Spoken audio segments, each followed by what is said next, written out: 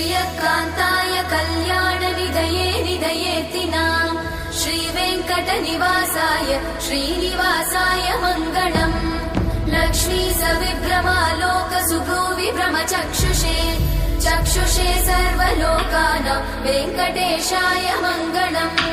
श्रीवेङ्कटाद्रिशृङ्गाग्रमङ्गलाभरणाङ्गये मङ्गलानां निवासाय श्रीनिवासाय मङ्गलम् सर्वावयव सौन्दर्य सम्पदा सर्वचेतसां सदा सम्मोहनायास्तु वेङ्कटेशाय मङ्गलम् नित्याय निरवध्याय सत्यानन्दचिदात्मने सर्वान्तरात्मने श्रीमद् वेङ्कटेशाय मङ्गलम् स्वतः सर्वविदे सर्वशक्तये सर्वशेषिने सुलभाय सुशीलाय वेङ्कटेशाय मङ्गलम्।